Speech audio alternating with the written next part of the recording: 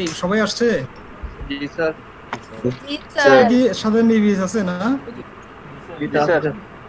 MBBS MBBS or BDS? Joining হচ্ছে এখানে। Join হয়ে যাবে আচ্ছা আচ্ছা, একটু এদিকে আসো তো।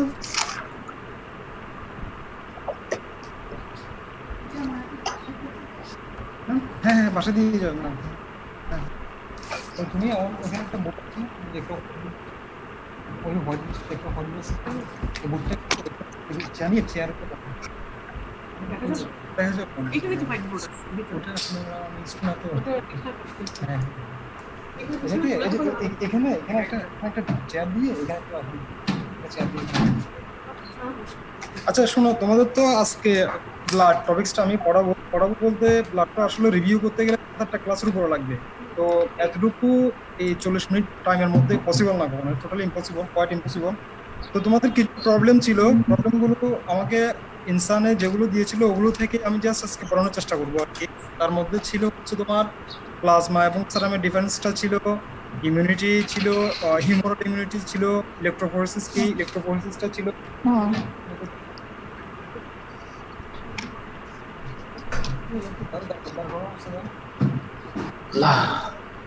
তোমাদের কি বোর্ডটা দেখা যাচ্ছে? আমার পেছনে বোর্ড আছে মনে হয়, দেখা যাচ্ছে এটা? আর একটু বড় তুলতে হবে স্যার। তা একটু করে তুললে হবে। স্যার আর একটু করে দিতে হবে। করে তোলা লাগবে। দেখা এখন দেখা যাচ্ছে না? হাফ আর দেখা একটু যাচ্ছে। করে। স্যার এখনো হাফ দেখা যাচ্ছে।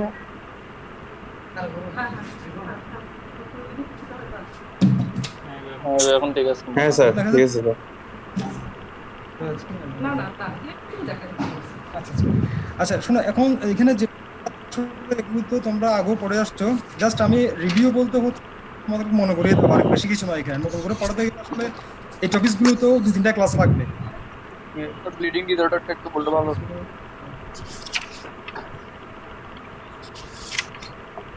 শুরু করে দেবো একটা করে শুরু করে দিন। আচ্ছা এখানে আরো কিছু টপিকস ছিল, যেমন হচ্ছে তোমার চেঞ্জেস অফ ইলেকট্রোপয়েসিস। ইলেকট্রোপয়েসিসে কি কি চেঞ্জ হয়, দ্যাট মিন্স হচ্ছে যে স্টেজ গুলো, ওগুলো আমি বলার চেষ্টা করব। হচ্ছে হিমোগ্লোবিন একটা শর্ট নোট ছিল, শর্ট নোটটাও বলার চেষ্টা করবো যতটুকু পারি আর কি স্বল্প সময়ের মধ্যে। আচ্ছা ব্লিডিং ডিসঅর্ডার আমরা জাস্ট ব্লিডিং যদি পারি টাচ করতে তাহলে যাবো। স্যার হোয়াইট ব্লাড সেলটা একটু পড়ালে ভালো হতো। অনেক ক্লাস। আচ্ছা আচ্ছা, আমি পুরো পড়াবো যতটুকু সম্ভব। তোমরা আমাকে তো যতটুকু দেওয়া হয়েছে আমি ততটুকুই এখন আপাতত তোমাদের প্রবলেম গুলো নিয়ে ডিসকাস করতে যাচ্ছি আর কি। আচ্ছা এখন আসো, ফার্স্টে আসো আমরা হচ্ছে ডিফারেন্সটা নিয়ে। আমরা প্লাজমা বলতে কি বুঝি? এখন তো আসলে তোমাদের অনলাইন ক্লাসের মেরিটস ডিমেরিটস সব তোমাদের পক্ষেই যায়, আমাদের পক্ষে কিছু না। তোমাদের এই ক্লাসে চাইলে আমরা কোশ্চেন করতে পারতাম, এখানে কোশ্চেন করার কোনো ফ্যাসিলিটি কিছু নাই। তো এই ক্লাসগুলো তো আসলে অ্যাকচুয়ালি হয় যে তোমরা পড়ে আসবা, তোমাদেরকে কোশ্চেন করবো, কোনো প্রবলেম থাকলে সেটা সলভ করে দেবো, এটার উপর ডিপেন্ড করে। এখন আমরা যদি আর কিন্তু অনলাইন ক্লাসে যেটা হয় সেটা হচ্ছে যে আমরা নিজেরা সবসময় বক করে যেতে হয় আর তোমরা শুনবা, কিন্তু এটা তো আসলে অ্যাকচুয়াল ক্লাস না, তাই না? আচ্ছা এখন আসো প্লাজমা এবং সেরাম। প্লাজমা তো তোমরা সবাই জানো, প্লাজমা হচ্ছে ব্লাডের একটা পোর্শন। হ্যাঁ, প্লাজমা হচ্ছে তোমার ব্লাডের একটা পোর্শন। ব্লাড কি? ব্লাড হচ্ছে যে specialist type of connective tissue, হ্যাঁ, যেটা composed of fluid portion and হচ্ছে ফর্মড এলিমেন্টস।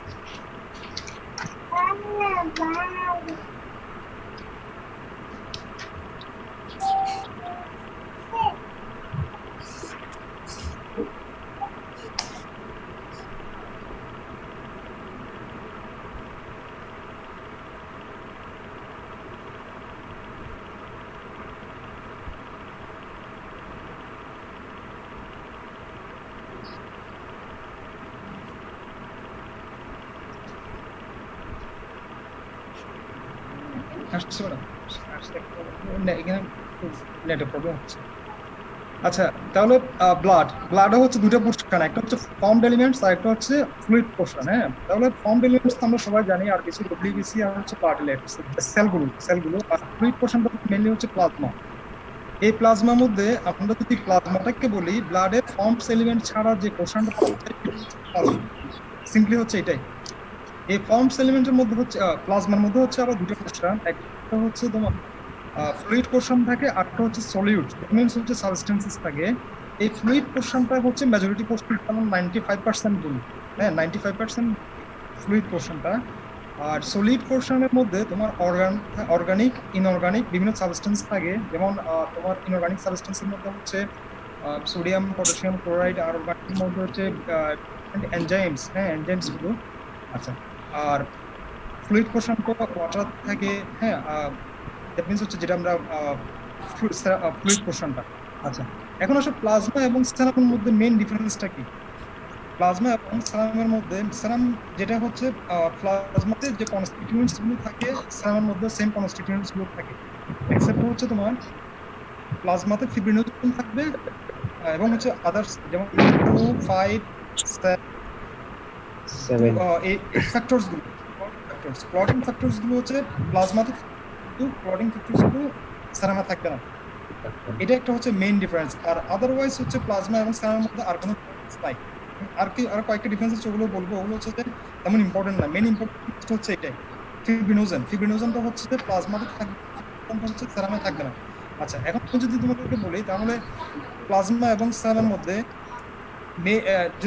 যদি আমরা হোল ব্লাড থেকে তোমার প্লাজমাটা বাদ দিয়ে, হোল ব্লাড থেকে যদি আমরা ফ্লুইড পোর্শনটা, ফর্ম এলিমেন্টস গুলো বাদ দিই, তাহলে আমরা প্লাজমা আসবে।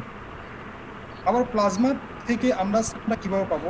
প্লাজমা থেকে আমরা সেরামটা পাবো হচ্ছে যদি আমরা শুধুমাত্র ক্লটিং ফ্যাক্টরস গুলো বাদ দিই, ক্লটিং ফ্যাক্টরস গুলো বাদ দিলে আমরা সেরাম পেয়ে যাবো। আচ্ছা, এখন আসো প্লাজমার মধ্যে এবং সেরামের মধ্যে আরো কয়েকটা ডিফারেন্স আছে, যেমন সেরোটোনিন লেভেল। প্লাজমাতে আমরা সেরামটাকে আমরা কখন সেরাম বলবো? সেরামটা হচ্ছে যখন আমরা কোনো ক্লট যদি আমরা রিমুভ করতে ফেলি, রিমুভ ফেলার পরে যে আমরা হোয়াইটিশ একটা স্ট্র কালারের একটা পোর্শন দেখা যায়, সেটাই হচ্ছে যে সেরাম। আচ্ছা, এটা আমরা কিভাবে বুঝবো? প্র্যাকটিক্যাল একটা এক্সাম্পল দিই। আমাদের সবারই যে কোনো সময় স্কিনে কোনো সময় ইনজুরি হয়, ইনজুরি হলে আমরা ইউজুয়ালি কি দেখি? একটা যখন ইনজুরিটা যখন স্কারমার্ক ডেভেলপ করার আগে হচ্ছে তোমার তারা অনেকে ঢুকতে পারতেছে না, স্কারমার্ক ডেভেলপ, হ্যাঁ অনেকে ক্লাসে অ্যাটেন্ড করতে পারতেছে না। এই আইটি কেউ থাকে?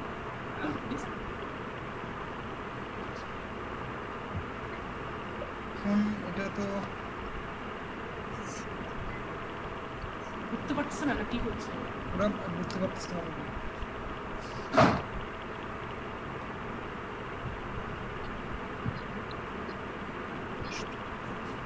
অনেকে নাকি আসতে পারে না, আসছে না হচ্ছে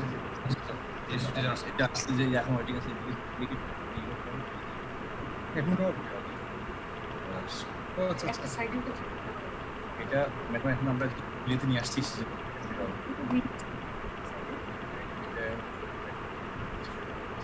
এখানে দেখা যাবে সি ওয়াইটি। আচ্ছা, হ্যাঁ, আচ্ছা ঠিক আছে, তাহলে বাকিরাও চলে আসতেছে আস্তে আস্তে। আমাদের তো টাইমও বেশি নাই, তো যতটুকু পারা যায়। হ্যাঁ, আচ্ছা শোনো, তাহলে যেটা বললাম একটা প্র্যাকটিক্যাল একটা এক্সাম্পল দিই, যেটা প্লাজমা এবং সেরামের মধ্যে ডিফারেন্সটা, সেটা আমরা কিভাবে বুঝবো? দেখো, আমরা যখন আমাদের বডিতে কোনো একটা স্কার হয়, কেটে গেলে সেটা আলটিমেটলি সেটা ইনজুরি হলে সেটা স্কার ডেভেলপ ফর্ম হয়ে সেটা ওনটা কমপ্লিট হতে হয়, শুকাতে হবে। এখন আমরা যদি দেখি, একটু খেয়াল করে দেখবো হচ্ছে যে তোমরা মিউট করে দিচ্ছ। আমি যেটা মিউট করব। তাহলে কেটে যাওয়ার পরে যেটা দেখে আমরা একদম শুকানোর পরে হালকা যখন একটা কালো একটা ব্ল্যাকিশ একটা স্কার দেখা যায়, ওটা রিমুভ করলে আমরা দেখি কি একটা স্ট্র কালারের একটা এরিয়া দেখতে পাই। হ্যাঁ, ওটাই হচ্ছে মেইনলি সেরাম। আচ্ছা, এখন আসো তাহলে আর প্লাজমা ডিফারেন্সটা কিভাবে বলবো? প্লাজমাটা তোমরা কিভাবে দেখতে পাও? প্লাজমা আমরা জাস্ট ইএসআর এর কথা চিন্তা করি। ইএসআর যদি চিন্তা করি আমরা, ইএসআর কি দেখি? ইএসআর এ দেখি হচ্ছে তোমার নিচের দিকে 8 পিসগুলো সেটেল ডাউন থাকে, মাঝখানে একটা বাফি কট থাকে, এবং এর উপরে যে ফ্লুইড পোর্শনটা সেটাই হচ্ছে সিম্পল প্লাজমা। বুঝা গেছে? আচ্ছা, এখন আসলে তাহলে আমরা ইএসআর প্লাজমা এবং সেরামের প্র্যাকটিক্যাল এক্সাম্পলটা বুঝলাম। হ্যাঁ, এই সেরামটা আমরা তাহলে কিভাবে পেতে পারি? সেরামটা আমরা ল্যাবে কিভাবে পেতে পারি? ল্যাবে সেরামটা আমরা পেতে পারি হচ্ছে তোমার সেন্ট্রিফিউজ করে। হ্যাঁ, ব্লাডকে যখন ক্লটেড কোনো ব্লাড হবে, তো ক্লটেড ব্লাডটাকে আমরা যখন সেন্ট্রিফিউজ করব, একটা ব্লাডকে ফার্স্ট হচ্ছে আমরা ক্লট দিব, ক্লট দেওয়ার পরে ওই ক্লটেড ব্লাডটাকে যখন আমরা সেন্ট্রিফিউজ করব, তখন যে পোর্শনটা পাবো সেটাই হচ্ছে সেরাম। হ্যাঁ, আচ্ছা, এখন দেখো প্লাজমা এবং সেরামের মধ্যে আরেকটা ডিফারেন্স হচ্ছে সেরোটোনিন লেভেলটা। আমরা জানি প্লাটলেটস থেকে হচ্ছে প্লাটলেটসের দুই ধরনের গ্র্যানিউলস থাকে, একটা হচ্ছে আলফা গ্র্যানিউলস, একটা ডেল্টা গ্র্যানিউলস। এই গ্র্যানিউলস থেকে আমরা তোমাদেরকে আগে পড়ানো হচ্ছে যে স্যাগ সেরোটোনিন, হ্যাঁ সেরোটোনিন, এডিপি আর হচ্ছে ক্যালসিয়াম, এগুলো প্লাটলেটসের একটা গ্র্যানিউলস থেকে আসে। আমরা যখন সেরোটোনিনটা কোথায় বেশি পাবো? সেরোটোনিনটা বেশি পাবো হচ্ছে আমরা সেরামে। কেন সেরোটোনিনটা সেরাম বেশি পাবো? কারণ হচ্ছে যে আমরা এর আগেই বললাম যে ক্লট হওয়ার পরে হচ্ছে যে যে পোর্শনটা পাবো সেটা হচ্ছে সেরাম। দ্যাট মিনস হচ্ছে প্লাটেলেট এখানে ভেঙে যাচ্ছে, প্লাটেলেট ডেস্ট্রয় হয়ে যাচ্ছে। তো প্লাটেলেট যদি ডেস্ট্রয় হয়ে যায় তাহলে প্লাটেলেট থেকে সেরোটোনিন আসবে, সেরোটোনিন সিম্পলি হচ্ছে সেরামে আমরা সেরোটোনিনটা বেশি পাবো। আর এরপর আসলে তোমার তাহলে প্লাজমাতে আমরা সিম্পলি হচ্ছে উল্টা, তার উল্টাটা হচ্ছে যে প্লাজমাতে আমরা সেরোটোনিন লেভেলটা কম পাবো। কারণ আমরা বললাম হচ্ছে এখানে কোনো ক্লট হচ্ছে না, এখানে ক্লটিং ফ্যাক্টরস তোমার প্লাটলেটস এখানে ভাঙতেছে না, হ্যাঁ প্লাজমাতে, এটা ওই জন্য আমাদের এখানে তোমার সেরোটোনিন লেভেলটা কম পাবো। আচ্ছা, আর তোমার ফিব্রিনোজেন লেভেলটা যেহেতু প্লাজমাতে থাকে তাহলে এটা এই জন্য ইজিলি ক্লটস করতে পারে, হ্যাঁ ক্লট হতে পারে। আর এই সেরামে হচ্ছে তোমার ফিব্রিনোজেন লেভেল থাকে না, আদার্স ক্লটিং ফ্যাক্টরস গুলো থাকে না, ওই জন্য সেরামটা ক্লট হতে পারে না। এখন আসো, তাহলে হচ্ছে তোমার এটা হচ্ছে বেসিক ডিফারেন্স প্লাজমা এবং সেরামের মধ্যে ডিফারেন্সটা কেন? তো তোমাদেরকে তোমাদেরকে যদি ভাই পাতে জিজ্ঞাসা করতে পারলে সেটা হচ্ছে যে প্লাজমা এবং সেরামের মধ্যে বেসিক কোন ডিফারেন্সটা, একটা ডিফারেন্স বলতে বললে সেই ডিফারেন্সটা বলবো তোমার ক্লটিং ফ্যাক্টরস ডিফারেন্সটা। আদার্স যে ডিফারেন্স গুলো আছে সেগুলো হচ্ছে তোমরা পরে বলবা, যদি আরো শুনতে চাই তখন। কালারের ডিফারেন্স আসতে পারে, কালার ডিফারেন্স প্লাজমা কালার হচ্ছে তোমার ইয়েলোইশ কালার থাকে, আর কালার হচ্ছে স্ট্রো কালার থাকে। তারপর হচ্ছে ডিগ্রেডিং ফ্যাক্টরস গুলো, হ্যাঁ কোথায় বেশি থাকে? এটা হচ্ছে তোমার সেরামিক বেশি, ডিগ্রেডিং ফ্যাক্টরস গুলো হচ্ছে যে তোমার প্লাজমাতে থাকে। আদার্স অনেকগুলো ডিফারেন্স আসে, কিন্তু এগুলো তোমরা হচ্ছে ভাই রিটেনে লেখার জন্য অবশ্যই এগুলো পড়বা, কিন্তু ভাইভাতে একবার বলতে বললে হচ্ছে তোমাদেরকে বলতে হবে হচ্ছে তোমাদের ফিব্রিনোজেন এবং হচ্ছে ক্লটিং ফ্যাক্টরস ডিফারেন্সটা।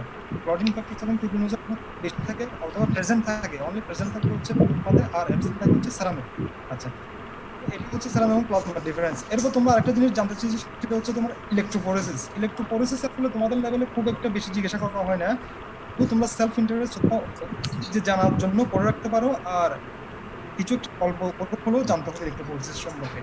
আচ্ছা, তোমরা যেহেতু এটা ডিটেলস জানতে চাচ্ছ, আমি তোমাদের কাছে ডিটেলস বলবো ইলেকট্রোফোরেসিস জিনিসটা কি আসলে। ইলেকট্রোফোরেসিসটা হচ্ছে যে প্লাজমা প্রোটিনসগুলোকে সেপারেট করার একটা প্রসেস।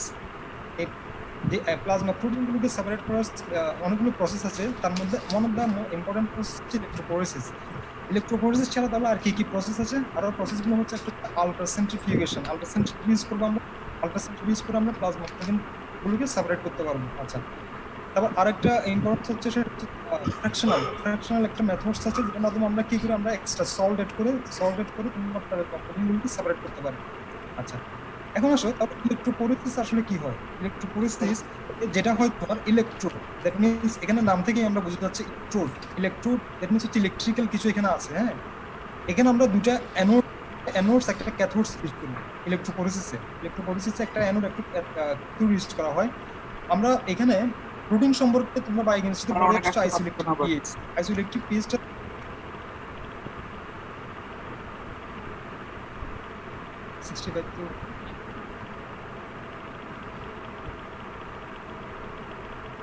কমেন্ট করতে তোরা এখনো 63 আসছে।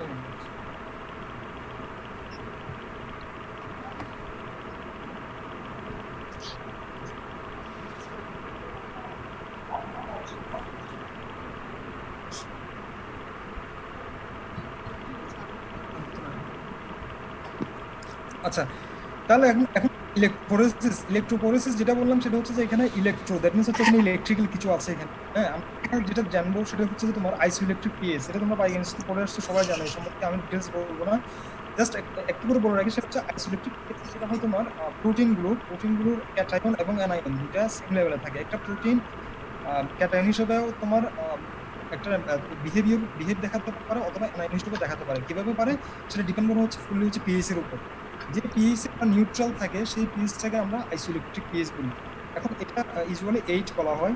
যদি 8 এর বেশি হয় তখন আমরা ধরি হচ্ছে অ্যালকালাইন এনভায়রনমেন্ট ধরি, এবং এটা হচ্ছে যে প্রোটিনের জন্য অ্যালকালাইন এনভায়রনমেন্ট। আর যদি পিএইচ যদি 8 এর নিচে নেমে যায় সেটাকে ধরি হচ্ছে যে তোমার অ্যাসিডিক এনভায়রনমেন্ট। ইউজুয়ালি তো আমরা জানি 7.35 থেকে 7.35 এর নিচে নামলে সেটাকে আমরা অ্যাসিডিক বলি, 7.45 টু 4 সেটাকে আমরা অ্যালকালাইন বলি। কিন্তু পিএইচ এর ক্ষেত্রে হচ্ছে এটা ডিফারেন্ট। পিএইচ এর ক্ষেত্রে আইসোলেটেড পিএইচ বললাম আমরা এটা। এই আইসোলেটেড পিএইচ মিন্স হচ্ছে তোমার যেই পিএইচ মধ্যে নিউট্রাল হিসেবে বিহেভ দেখাবে, যে নিউট্রাল হিসেবে আচরণ করবে আইসোলেটেড পিএইচ। আচ্ছা, এর জন্য আমরা ইউজুয়ালি 8 ধরে। আচ্ছা, এখন আসো তাহলে অ্যালকালাইন যদি 8 এর বেশি হয় তখন প্রোটিনটা কোন দেখাবে। এটির বেশি হলে প্রোটিনটা ইউজুয়ালি তোমার হচ্ছে যে অ্যানায়নিক হয়ে যায়। তখন এনভায়রনমেন্টে প্রোটিনটা ইউজুয়ালি অ্যানায়নিক হিসেবে বিহেভিয়ার দেখায়।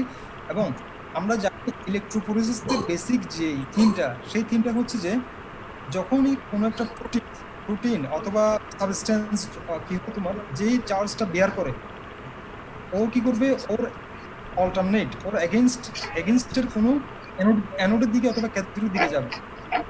হচ্ছে যে প্রোটিন যদি তোমার পজিটিভ চার্জ বেয়ার করে তাহলে ও ডেফিনেটলি হচ্ছে তোমার যাবে কোথায়, অপোজিট চার্জের দিকে।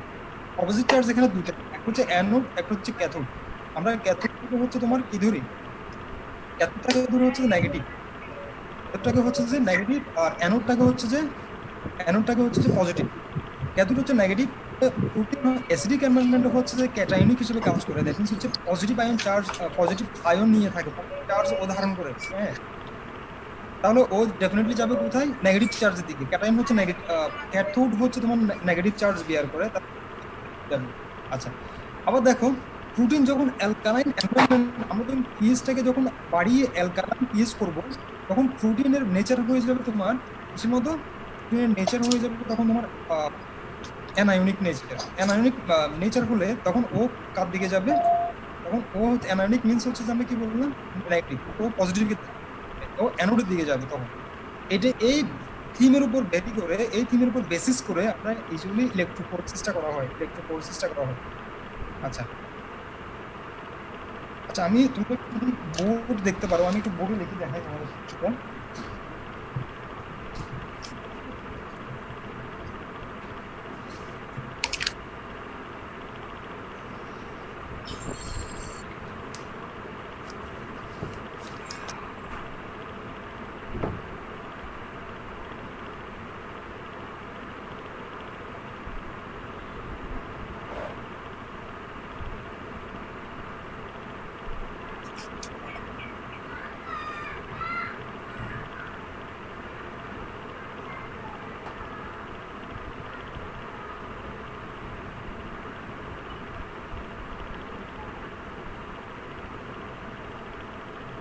এই আইসোইলেকট্রিক পিএইচ হচ্ছে প্রোটিন আমাদের নিউট্রাল হিসেবে ওর নেচারটা দেখাবে। ও নিউট্রাল থাকবে, ওখানে পজিটিভ এবং নেগেটিভ দুটো চার্জ ইকুয়াল থাকবে। এটা হচ্ছে আইসোইলেকট্রিক পিএইচ। এখন তোমার হচ্ছে আবার প্রোটিনের জন্য আইসোইলেকট্রিক পিএইচ হচ্ছে 8। আমি 8 থেকে বাড়িয়ে এটা 10 করে দিলাম। তাহলে আমার এনভায়রনমেন্টটা হচ্ছে এখন অ্যালকালাইন এনভায়রনমেন্ট। এই অ্যালকালাইন এনভায়রনমেন্টে প্রোটিন হচ্ছে তোমার অ্যানায়ন হিসেবে কাজ করবে। অ্যানায়ন মিন্স হচ্ছে যে ও নেগেটিভ চার্জগুলো বেশি হয়ে যায়।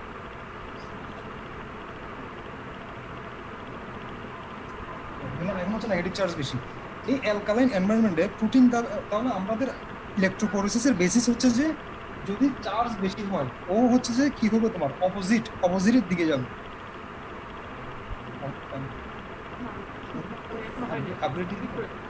আচ্ছা, তাহলে ও যাবো হচ্ছে তোমার অপোজিট দিকে। দ্যাট মিন্স হচ্ছে আমাদের এখানে আইসোইলেকট্রিক পিএইচ এ হচ্ছে যে আমরা যে সলিউশনটা ইউজ করব ওখানে দুটো জিনিস থাকবে, একটা ক্যাথোড থাকবে, একটা অ্যানোড থাকবে।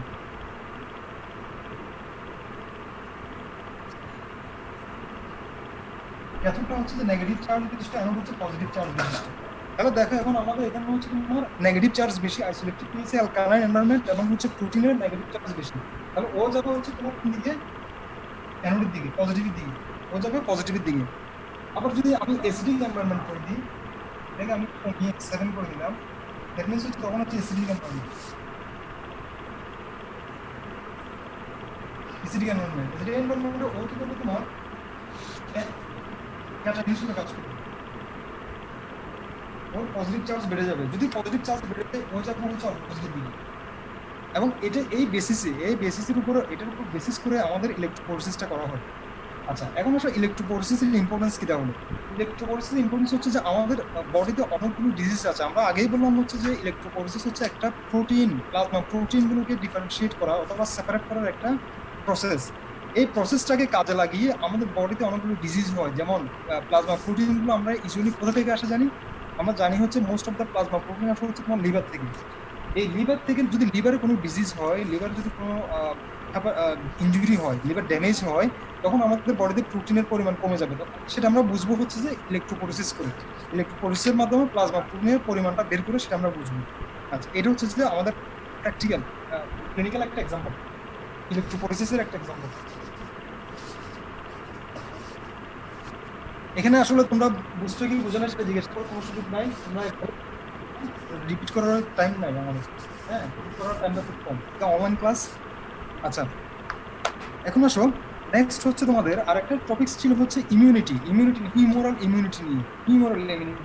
ইমিউনিটি কি অ্যাকচুয়ালি? ইমিউনিটি মিনস হচ্ছে যে আমি যদি আমাদের বডিকে একটা কান্ট্রির মধ্যে চিন্তা করি, আমাদের বডিতে আমাদের কান্ট্রি বডিকে একটা কান্ট্রির মধ্যে চিন্তা করলে আমাদের যে বর্ডার গার্ড বাহিনী থাকে, তারা এরিয়াতে থাকে, হ্যাঁ, বর্ডারে থাকে, ইন্ডিয়া থেকে কেউ ইজিলি আসতে পারবে না। আমাদের বডিটা হচ্ছে এরকম, আমাদের বডিতে কিছু সাবস্টেন্স থাকে, যখন আমাদের বডিতে আনওয়ান্টেড কোনো ফরেন পার্টিকেল এন্টার করে, সেটা ব্যাকটেরিয়া হতে পারে, সেটা ভাইরাস হতে পারে, যেমন করোনা ভাইরাস। এখন করোনা ভাইরাসের প্রবলেম হচ্ছে এখন, এই ভাইরাস হতে পারে, ব্যাকটেরিয়া হতে পারে। এগুলো যখন আনওয়ান্টেড, যেগুলো বডির সাবস্টেন্স না, বডির দ্যাট মিনস হচ্ছে ফরেন বডি, এই বডিগুলো যখন সাবস্টেন্সগুলো যখন বডিতে আসবে, ফরেন বডিগুলো বডিতে যখন এন্টার করবে, তখন বডি থেকে বডির যে ফোর্সগুলো আছে, যেমন বললাম হচ্ছে দেশের মধ্যে কান্ট্রির মধ্যে কিছু ফোর্স থাকে, ওই ফোর্সগুলো অ্যাক্টিভ হয়ে যায়। আমাদের বডিতে এরকম কিছু ফোর্স থাকে, এই ফরেন বডির এগেনস্টে এই ফোর্সগুলো যখন অ্যাক্টিভ হয়ে যায়, তখন আমরা এটাকে ইমিউনিটি বলি এবং ওদেরকে ডিস্ট্রয় করে দেবো। এটাকে ইমিউনিটি বলে। এটা হচ্ছে কি, immunity is the capacity of the body or the properties of the body to resist any kind of organism or to kill any kind of organisms. আচ্ছা, এখন আসো, এই ইমিউনিটিটা হচ্ছে টু টাইপস, হচ্ছে ইননেট ইমিউনিটি আর হচ্ছে acquired immunity. Innate immunity means কি? Innate immunity means হচ্ছে যে আমরা বাইবর্ন, আমরা বডি থেকে জন্মের সময় যে জিনিসগুলো নিয়ে আসি, যেমন তোমরা তো সবাই সিঙ্গারা খাও, সিঙ্গারা খাওয়ার সময় কি হয় আমাদের? গরম গরম সিঙ্গারা খেলে চামড়া পুড়ে যায়। এই চামড়াটা হচ্ছে আমাদের বডি, যেমন চিপার অথবা আমাদের হার্ট প্লেটের এপিথেলিয়াম লাইনিংসটা পুড়ে যায়। এই এপিথেলিয়াম লাইনিংস যদি না থাকতো, তাহলে কি হতো? তাহলে সরাসরি বোনসে চলে যেত, তখন বোনসে একটা ইনজুরি হতো, অর্থাৎ ব্লাড ভেসেলসে ইনজুরি হতো। কিন্তু এই এপিথেলিয়াম লাইনিংটা আমাদেরকে গরম গরম সিঙ্গারা থেকে প্রোটেকশন দিচ্ছে। এটা হচ্ছে এক ধরনের প্রোটেকশন এবং এটা হচ্ছে এক ধরনের ইননেট ইমিউনিটি। তারপর দেখো হচ্ছে তোমাদের আমাদের বডিতে আমরা সবসময় বলে থাকি যে নিউট্রোফিল, যখনই বডিতে কোনো একটা সাবস্টেন্স আসে আমরা বলি নিউট্রোফিল সবসময় রেডি থাকে। আমাদের হচ্ছে ফার্স্ট লাইন কি নিউট্রোফিল, ম্যাক্রোফেজ হচ্ছে সবসময় অ্যাক্টিভ থাকে, ম্যাক্রোফেজ হচ্ছে ফার্স্ট লাইন ডিফেন্স আমাদের। তাহলে যখন আমাদের বডিতে কোনো একটা সাবস্টেন্স আসবে, এরা সবসময় রেডি থাকে, আমাদের ফুলিশ ফুডসের মতো, হ্যাঁ, বিডিআর এর মতো ওরা সবসময় রেডি থাকে, ওরা গিয়ে অ্যাটাক করে। এগুলো আমরা কোনো একটা জন্মের পর থেকে হয় না, এগুলো হচ্ছে তোমার আমরা বাইবর্ন নিয়ে আসি, হ্যাঁ, এগুলো অ্যাকোয়ার্ড না। সুতরাং এগুলো হচ্ছে যে ইননেট মিন্স হচ্ছে যে আমরা বাইবর্ন যেগুলো আমরা নিয়ে আসি সেগুলো হচ্ছে যে ইননেট। এর মধ্যে অনেকগুলোই তোমার এক্সাম্পল আছে, যেমন কিছু সেল আছে, যেমন নিউট্রোফিল বললাম, ম্যাক্রোফেজ বললাম, ইওসিনোফিল বললাম, তারপর হচ্ছে যে মিউকোজাল লেয়ার্স গুলো, প্রোটেক্টিভ লেয়ার্স গুলো, এগুলো হচ্ছে যে আমাদের সবগুলো ইমিউনিটির এক্সাম্পল। আচ্ছা, এখন আসো তোমার অ্যাকিউরেট ইমিউনিটি। অ্যাকিউরেট ইমিউনিটিটা কি? অ্যাকিউরেট ইমিউনিটি হচ্ছে যে আমি এটাই আগেই বলে দিলাম, হচ্ছে যে এটা আমরা জন্মের পর আমাদের বডিতে যে ইমিউনিটিগুলো ডেভেলপ করে, সেটা কিভাবে হতে পারে? সেটা অনেকভাবে হতে পারে। আমরা ভ্যাকসিন দিই, যেমন হেপাটাইটিস বি এর ভ্যাকসিন দিই আমরা, যেমন করোনার ভ্যাকসিন। এখন করোনার জন্য তোমরা জানো রিসেন্টলি আমেরিকাতে অনেকগুলো স্টাডি হচ্ছে, বিভিন্ন দেশে, সুইজারল্যান্ডে স্টাডি হচ্ছে, ভ্যাকসিন কয়েকজনকে ভ্যাকসিনটা পুশ করানো হয়েছে, এখনো রেজাল্ট আসে নাই। তো এইটাই হচ্ছে যে এগুলো হচ্ছে যে ওর যদি ভ্যাকসিনটা আগে দিয়ে দেয় তাহলে ওর এটার এগেনস্টে করোনার এগেনস্টে একটা প্রোটেকশনও পাবে, করোনার এগেনস্টে একটা প্রোটেকশন পাবে। তাহলে এটা হচ্ছে যে আগে থেকে দিয়ে দেওয়া হচ্ছে, এখান থেকে জন্মের পর দিয়ে দেওয়া হচ্ছে, সুতরাং এটা হচ্ছে অ্যাকোয়ার্ড। এটা হচ্ছে অ্যাকোয়ার্ড। আচ্ছা এখন আসো এই যে ইনহেরিট এবং অ্যাকোয়ার্ডের দুটো টাইপস আছে। হ্যাঁ, একটা হচ্ছে তোমার অ্যাক্টিভ, একটা হচ্ছে প্যাসিভ। অ্যাক্টিভ কোনটা, প্যাসিভ কোনটা? অ্যাক্টিভ হচ্ছে যে আমরা যখন তোমার ডিরেক্টলি যখন প্যাথোজেন কোনো একটা অর্গানিজম ঢোকার পর যদি বডির প্রোটেকশন ডেভেলপ করে, হ্যাঁ, তখন এটাকে আমরা অ্যাক্টিভ বলি। যেমন চিন্তা করো চিকেন পক্স, আমরা জানি যে তোমাদের এর মধ্যে অনেকেরই চিকেন পক্স ছিল। চিকেন পক্স তো অনেকেরই চিকেন পক্স হয়েছে, এটা স্বাভাবিক বিষয়। হ্যাঁ, আবার অনেকেরও হয় নাই। তাহলে চিকেন পক্সের ক্ষেত্রে কি হয় তোমার? চিকেন পক্সের ক্ষেত্রে যেটা হয়, যার জীবনে একবার চিকেন পক্স হয়েছে ওর কিন্তু জীবনে আর কখনো চিকেন পক্স হবে না। কেন হবে না? কারণ হচ্ছে যে চিকেন পক্স একবার হওয়ার পরে এর এগেনস্টে একটা অ্যান্টিবডি ডেভেলপ করে যায়। চিকেন পক্সের এগেনস্টে একটা অ্যান্টিবডি ডেভেলপ করে যায়। অর্থাৎ যদি নেক্সট টাইম কোনো সময় ওই মানুষটা আবার চিকেন পক্স ভাইরাস দ্বারা ইনফেক্টেড হয়, ওই অ্যান্টিবডিটা ওই চিকেন পক্স ভাইরাসটাকে ক্লিক করে ফেলে। ওই জন্য চিকেন পক্সটা আর ওর হয় না। এবং এটাই হচ্ছে একটা অ্যাক্টিভ ইমিউনিটি এক্সাম্পল। হ্যাঁ, অ্যাক্টিভটা হচ্ছে দুই ধরনের, একটা হচ্ছে তোমার নেচারাল, একটা হচ্ছে আর্টিফিশিয়াল। যেগুলো যে ডিজিজগুলোর কারণে আমাদের বডিতে অ্যান্টিবডি ডেভেলপ করে এবং ওই ডিজিজগুলো আর হবে না, ফার্দার আর ডিজিজগুলো হবে না, এই সেম মেকানিজমের কারণে এই ভাইরাসগুলো ঢুকলে, অর্গানিজম ঢুকলে ওই এর এগেনস্টে যে অ্যান্টিবডি আগে ডেভেলপ করা ছিল ওটা কিল করে দিবে। এই মেকানিজমের ফলে যে ডিজিজগুলো আমাদের বডিতে হওয়ার পরে প্রোটেকশন পেয়ে যায়, বডির ডিজিজগুলো থেকে প্রোটেকশন পেয়ে যায়, এগুলো সবগুলো হচ্ছে অ্যাক্টিভের আন্ডারে চলে আসবে। হ্যাঁ, যেমন হচ্ছে তোমার চিকেন পক্স, তারপর হচ্ছে তোমার হেপাটাইটিস এ, হেপাটাইটিস ই। এই হেপাটাইটিস এ ই ভাইরাস যাদের একবার হয়ে গেছে ওদের কিন্তু আর হবে না। তারপর হচ্ছে তোমার এরকম আরো অনেকগুলো ডিজিজ, মিজেলস, পামস, রুবেলা, এগুলো যাদের একবার হয়ে গেছে ওদের কিন্তু আর হবে না। আচ্ছা, এরকম অনেকগুলো এক্সাম্পল আছে। এগুলো হচ্ছে সবগুলো হচ্ছে তোমার কিসের example? Natural example, natural active immunity. আমরা অ্যাক্টিভ ইমিউনিটির মধ্যে আছি, ন্যাচারাল অ্যাক্টিভ ইমিউনিটির এক্সাম্পল। এরপর আসো আর্টিফিশিয়াল অ্যাক্টিভ ইমিউনিটি এক্সাম্পল আছে। আমরা জানি তোমাদের অনেকে এখানে হেপাটাইটিস বি এর এগেইনস্টে ভ্যাকসিন নেওয়া আছে, তোমাদের হেপাটাইটিস বি এর ভ্যাকসিন নেওয়া আছে তোমরা অনেকে, আর এটা তো এখন ন্যাশনালি ভাবে দেওয়া হচ্ছে। তাহলে এই হেপাটাইটিস বিটা হচ্ছে এগেইনস্ট যখন আমরা হেপাটাইটিস বি এর ভ্যাকসিন যখন দিব, হেপাটাইটিস বি ভ্যাকসিনটা অ্যাকচুয়ালি তোমার বিডিএস এর ক্লাস আমি পাই নাই, এমবিবিএস এর ক্লাস আমি আগে নিয়েছিলাম, ওদের ক্লাস আমি হয়তো বলেছি এগুলো, তোমরা আবার শুনুন। হেপাটাইটিস বি এর ভ্যাকসিনটা অ্যাকচুয়ালি কিভাবে তৈরি হয়? হেপাটাইটিস বি এর ভ্যাকসিনটা তৈরি হয় হচ্ছে তোমার অর্গানিজম থেকে যে হেপাটাইটিস বি ভাইরাসটা থাকে, ভাইরাসটাকে আমরা কি করি, তোমার ভাইরাসের যে টক্সিক এন্ড থাকে, মানে যেই অংশ দ্বারা ওরা বডিতে গিয়ে হেপাটাইটিস বি ইনফেকশন করে, ওই অংশটাকে আমরা রিমুভ করে ফেলে ভাইরাসটাকে কি করি আমরা ভ্যাকসিন হিসেবে বডিতে দিয়ে দিই। তাহলে আলটিমেটলি কি হয় তোমার, আমরা যদি ওই ভাইরাসটাকে বডিতে দিয়ে দিই, ওর এগেনস্টে কি হবে, তোমার একটা অ্যান্টিবডি ডেভেলপ করবে। এই অ্যান্টিবডিটা পরবর্তীতে গিয়ে কি করবে, তোমার ওই ভাইরাসটা যখন আবার ফার্দার যখন ওই মানুষটা যার হেপাটাইটিস বি ভ্যাকসিন দেওয়া আছে ও যখন ফার্দার হেপাটাইটিস বি ভাইরাস দ্বারা ইনফেক্টেড হবে, তখন ওই অ্যান্টিবডিটা কি করে সাথে সাথে ওই ভাইরাসটাকে কিল করে ফেলে, সাথে সাথে কি করে কিল করে ফেলে। এই জন্য এটা হচ্ছে তোমার আর্টিফিশিয়াল, কারণ এটা কি হচ্ছে তোমার হচ্ছে আমরা বাইরে থেকে দিচ্ছি, আমরা ভ্যাকসিনটা দিচ্ছি, ওই কারণে এটা আর্টিফিশিয়াল। ঠিক একই রকম টিটানাস টক্সয়েড আমরা অনেকের কেটে গেলে অথবা ফিমেলদের টিটানাস টক্সয়েড দেওয়া হয়, ইউজুয়ালি 5টা টিটানাস টক্সয়েডের ভ্যাকসিন দেওয়া হয়। হ্যাঁ, এই টিটানাস টক্সয়েডটাও একই রকম, আমরা জাস্ট টিটানাস ক্লোস্ট্রিডিয়াম টিটানি নামে একটা ব্যাকটেরিয়া আছে, এই ক্লোস্ট্রিডিয়াম টিটানির কি করি আমরা, ক্লোস্ট্রিডিয়াম টিটানি থেকে ওদের টক্সয়েড অংশটা, মানে যে ইয়াটা আছে ইনএক্টিভ অংশটাকে আমরা কি করি বডিতে দিয়ে দিই। বডিতে দিয়ে দিলে কি হয়, তোমার এর এগেনস্টে একটা অ্যান্টিবডি ডেভেলপ করে। তো এখন আমরা এই অ্যান্টিবডিটা কি করে, তোমার ফার্দার যখন ওই মানুষটা আবার ক্লোস্ট্রিডিয়াম টিটানি দ্বারা ইনফেক্টেড হবে, তখন কি করবো, ও ক্লোস্ট্রিডিয়াম টিটানিকে সহজে কি করে ফেলতে পারে। এই জন্য আমরা এটাকে বলি কি, তোমার আর্টিফিশিয়াল অ্যাক্টিভ ইমিউনিটি। আচ্ছা, এখন আসো তাহলে আমাদের অ্যাক্টিভ ইমিউনিটির এক্সাম্পল হচ্ছে এগুলো। অ্যাক্টিভ ইমিউনিটি টু টাইপস, একটা হচ্ছে ন্যাচারাল, একটা হচ্ছে আর্টিফিশিয়াল।